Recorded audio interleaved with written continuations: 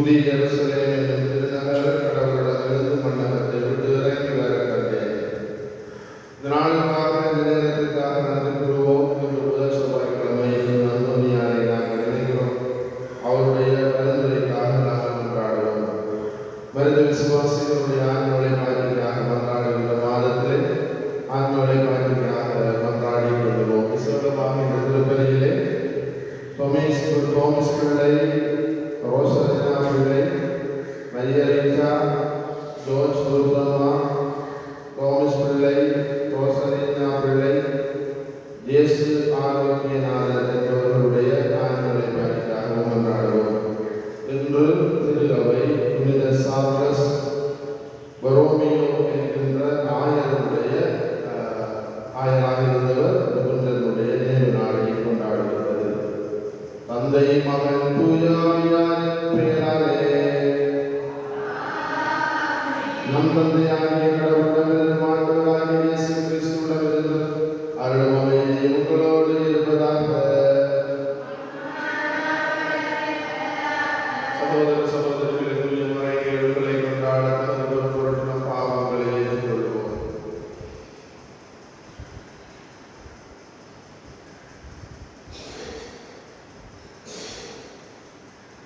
எல்லாம் வல்ல இறைவனிடமும் சகோதர சகோதரிகளே உங்களிடமும் நான் பாவியனை ஏற்றுக்கொள்கிறேன். என்னுடைய சிந்தனையாலும் சொல்லாலும் செயலாலும் கடவுளை தவறினாலும் பாவங்கள் பல செய்தேன். என் பாவமே, என் பாவமே, என் பெரும் பாவமே. ஆகையால் உலகம் மெய்யான பெருமையாலே வானமுதல் முதல்வர்களே, சகோதர சகோதரிகளே, உங்களை நம் இறைவனாகிய ஆண்டவரிடம் எனக்காக வேண்டிக் கொள்ள மன்றாடுகின்றேன். எல்லாம் வல்ல இறைவன் நம் மீது இரக்கம் வைத்து நம் பாவங்களை மன்னித்து நம்மை நிலை வாழ்வுக்கு அழைத்துச் செல்வாராக.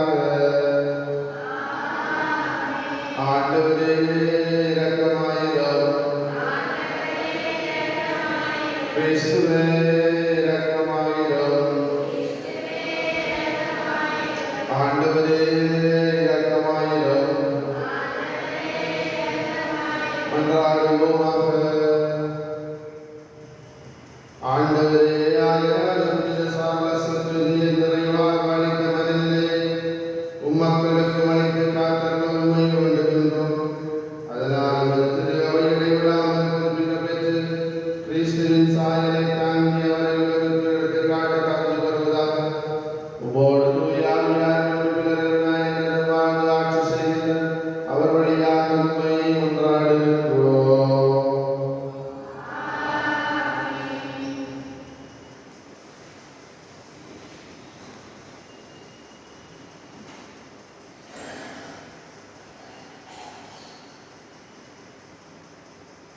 ஒருவருக்கொருவர் உடனுறுப்புகளாய் இருக்கிறோம். திருத்தூதர் பவுல் ரோமேயருக்கு எழுதிய திருமுகத்திலிருந்து வாசகம். அதிகாரம் 12 இறைவசனம் 5 தொடக்கம் 16 வரை.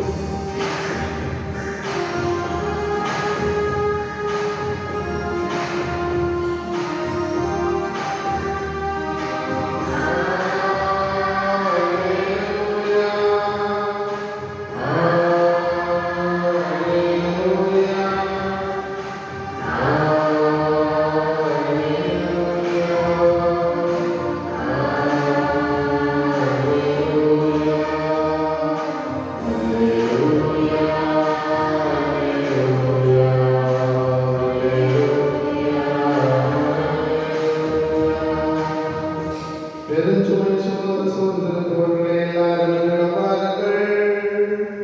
நான் உங்களுக்கு இளைப்பாறுதல் தருவேன். அல்லேலூயா.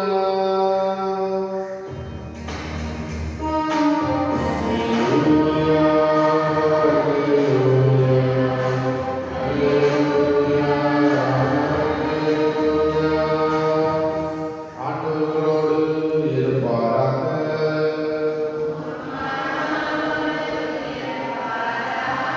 லூக்காவின் செய்தியிலிருந்து வாசகம்.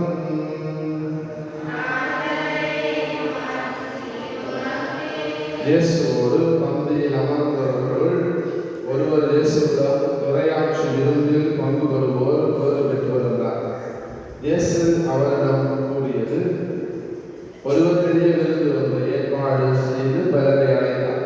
விருந்து நேரம் வரவே அவர் அழைப்பு பெற்றவர்களிடம் தம் பணியாளரை அனுப்பி, வாருங்கள், எல்லாம் ஏற்கனவே ஏற்பாடு செய்தாகிவிட்டது என்று சொன்னார்.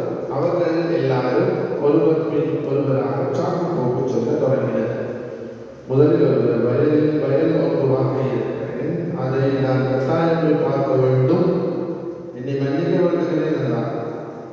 நான் 5 ஏற்பாடுகள் வாங்கியிருக்கிறேன், அவரை ஓட்டி பார்க்க போகிறேன், என்னை மன்னிக்க வேண்டுகிறேன் என்றார். இரண்டாவது ஒருவர், எனக்கு இப்போதுதான் திருமணம் ஆயிற்று, ஆகையால் என்னால் வர முடியாது என்றார். மற்றொருவர், பணியாளர் திரும்பி வந்து இவருக்கு நம் தலைவருக்கு அறிவித்தால் வீட்டு உரிமையாளர் சிலவற்று தம் பணியாளர்கள், நீர் நகரின் வீதிகளுக்கும் சந்துகளுக்கும் விரைந்து சென்று ஏழையர், உடலூனமுற்றோர், பார்வையற்றோர், காலூனமுற்றோர் ஆகியோரை இங்கே கூட்டி வாரும் என்றார். மின் பணியாளர், தலைவரை, நீர் பணித்தபடி செய்தால் இன்னும் இடம் இருக்கிறது என்றார்.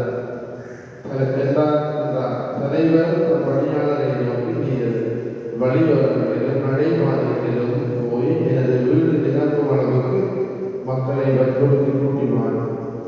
அழைக்கப்பட்டவர்களுள் ஒருவருடைய விருந்தை சுவைக்கப் போவது என உமக்கு சொல்கிறேன் என்றார்.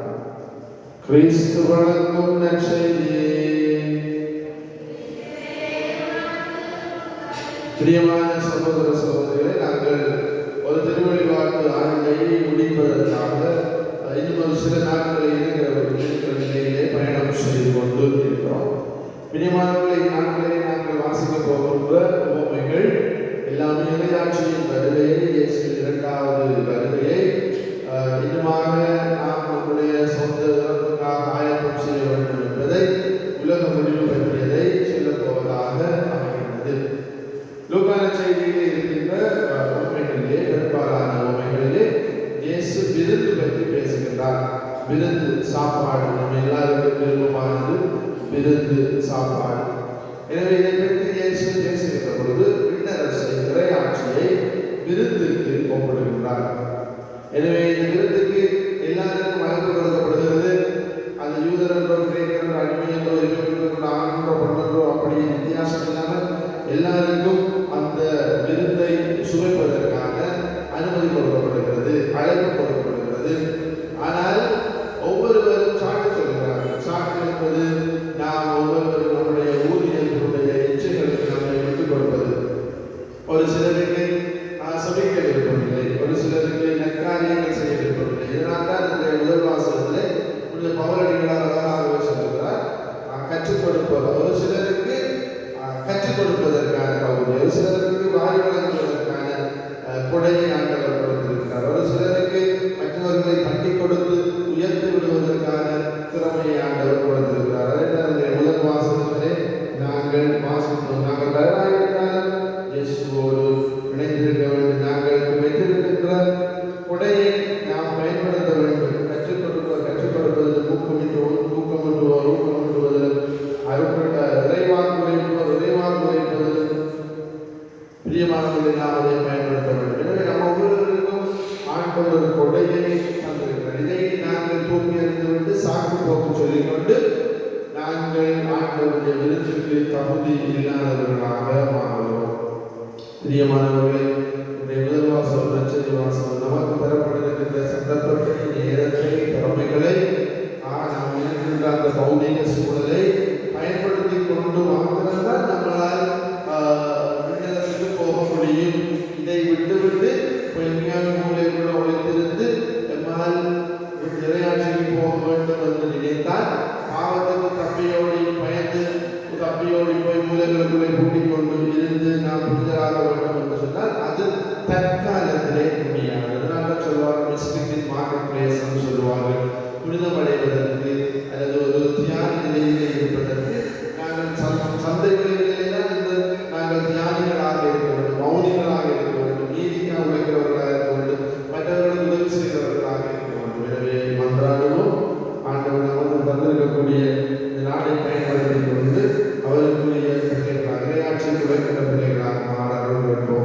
புனித மல்கியா என்ற ஒருவர் இருந்தார். அவருக்கு மதலேனாள் என்ற ஒரு சகோதரி இருந்தார். இந்த மல்கியா அடிக்கடி மனித விசுவாசனுடைய ஆன்மாக்களுக்காக திருப்பலி ஒப்பு கொடுப்பதும் செவிப்பதும் ஜோமாலை சொல்வதுமாக இருந்தார். ஆனால் இவர்கள் உயர் குடும்பத்தை சேர்ந்தவர்கள். எனவே இந்த மதலேனாள் அண்ணாவிடம் சொன்னார், சகோதரனிடம் சொன்னார், நீர் இப்படி செய்வது நம்முடைய குலத்துக்கு இழுக்கு, குடும்பத்துக்கு இழுக்கு என்று சொன்னார். இவ்வாறு அவரை கேலி செய்தார், கிண்டல் செய்தார். ஒரு நாள் மதலேனாள் இறந்து போகிறார். இறந்த நம்முடைய சகோதரிக்காக இவர் ஒரு குறிப்பிட்ட நாட்டில் திருப்பலி ஒப்பு கொடுத்து விட்டு, இவர் ஒரு குருவாக இருந்தார். திருப்பலி ஒப்பு கொடுத்து விட்டு அதே பரலோகம் போய்விடுவார் என்று மறந்து விடுவார். பிரியமானவர்கள், என்ன நடக்கிறது? ஒரு நாள் கனவிலே தோன்றி நான் மிகுந்த வேதனைப்படுவதாக சொல்லுகிறார்.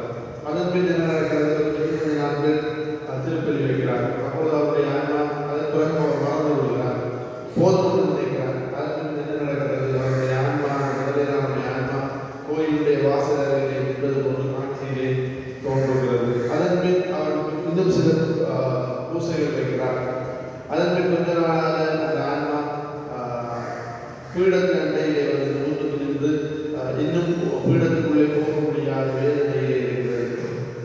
அதன் பின் அவர் அதற்கு பிறகு நிறைய திருப்பலிகளை கொடுக்கிறார். அதன் பின் இந்த ஆன்மா பீடத்தை வந்து அது பாரதூர்களின் கூட்டத்திலே, புனிதர்களின் கூட்டத்திலே இணைக்கப்பட்டதாக காட்சி காண்கிறார். பிரியமான சகோதர சகோதரிகளே, இதுவரைக்கும் மனித விசுவாசிகளுக்கு நாங்கள் திருப்பலி ஒப்பு கொடுப்பது, அதில் சில ஆக்களுக்கு அக்கறை இல்லை, சொல்லிப்பதற்கு அக்கறை இல்லை, வீடுகளில் சிரமமான சொல்வதற்கு அக்கறை இல்லை, வெள்ளத்தை செய்வதற்கு அக்கறை இல்லை. அப்படியா நாட்களில் இதுகளையாவது கேட்டு மனம் திரும்பி மனித விசுவாசிகளுக்கு பூச வைக்க அவர்கள் நாங்கள் கொண்டாட காணிக்கை.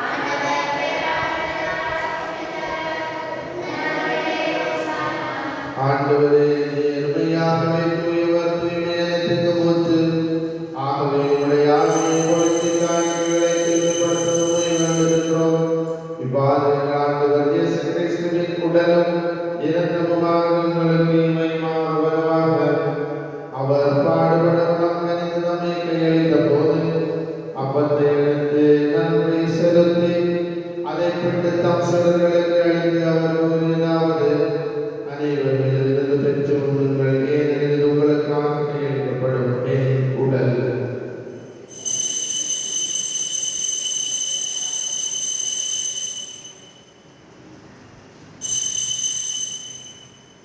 அவ்வண்ணமே இரவிருந்து அருந்திய கிண்ணத்தையும் எடுத்து மீண்டும் உமக்கு நன்றி கூறி தம் சீடர்களுக்கு அளித்து அவர் கூறியதாவது, அனைவரும் இதிலிருந்து பெற்று தருவீர்கள், ஏனெனில் இது புதிய நிலையான உடன்படிக்கைக்குரிய நிலத்தில் கிண்ணம், இது பாவ மன்னிப்பு உங்களுக்காகவும் பலருக்காகவும் சிந்தப்படும். இதை என் நினைவாக செய்யுங்கள்.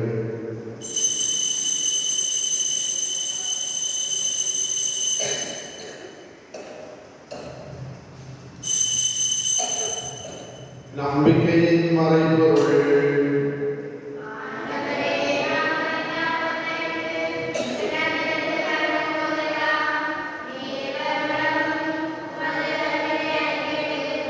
ஆகவே நாங்கள் கிறிஸ்துவின் இறப்பினையும் மீட்பினையும் நினைவு கூர்ந்து வாழ்வின் ஒப்பத்தையும் மீட்புகளையும் கிண்ணத்தையும் உமக்கு ஒப்புக் கொடுக்கிறோம். உம்திருமுன் உமக்கு ஊழியருடைய தகுந்தவர்களை ஏற்றுக்கொண்டிருக்கவே உமக்கு நன்றி செலுத்துகின்றோம். மேலும் கிறிஸ்துவின் உடலில் மக்களை தூயாமையாகவும் சேர்க்க வேண்டும் என உம்மை தாழ்மையுடன் கொண்டாடுகின்றோம். ஆண்டவரே, உலகத்தில் பரவிய உமது நினைவு கூர்ந்த மகள் திருத்தந்தை 14ஆம் தேதி எங்களாய் ஞான பிரகாசம் இல்லாத நிலைகளாயோடும் உமது திரு அவை அன்பில் நிறைவு பெறச் செய்திருடும். மேலும் உயிர்த்தெழும் சகோதர சகோதரிகளை இறந்தோர் அனைவரையும் இலக்கண நினைவு கூர்ந்து உமது திருமுகளையும் விளைத்திருமங்களால் விளக்கமாயிரும்.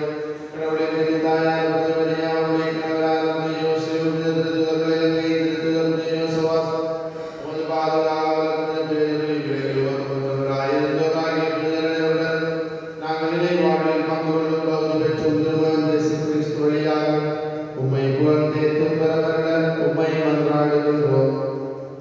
இவர் வழியாக இவரோடு இவரில் எல்லாம் வல்லவனாகிய தந்தையே, தூய ஆவியாரின் அமைப்பில் எல்லா புகழும் ஆட்சியும் என்றென்றும் உமக்கு உரியதே. மீட்பரின் கட்டளையால் கற்பிக்கப்பட்ட இறைவனியால் பயிற்சி பெற்ற நாம் துணிந்து சொல்வோம்.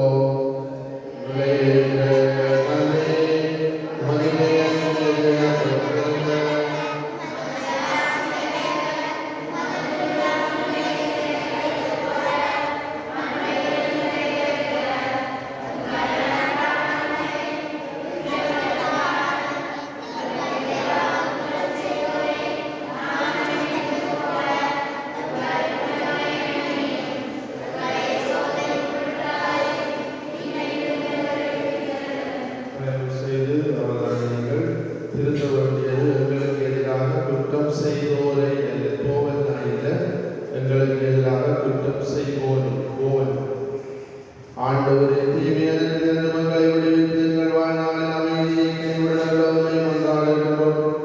உமது இரக்கத்திற்குதவியால் நாங்கள் பாவத்தில் இருந்த போது விடுதலை பெற்று யாதொரு கலங்கவும் நிலமாயிருப்போமாக. நாங்கள் எதிர்நோக்கி இருக்கும் பேரின்பத்திற்காகவும் மீட்பராகிய இயேசு கிறிஸ்துவின் வருகைக்காகவும் காத்திருக்கின்றோம்.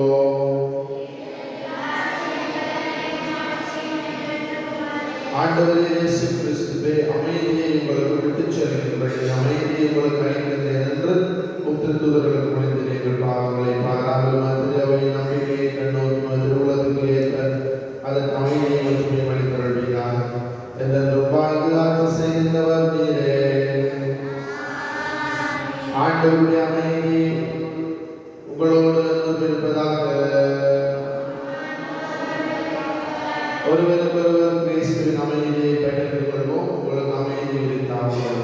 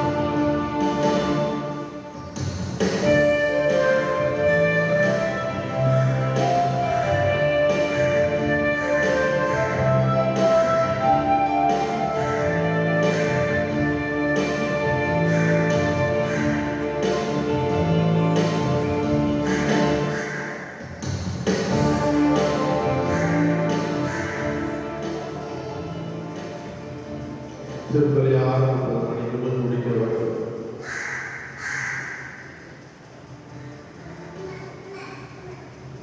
நன்றி கூறி மன்றாடுவோமாக.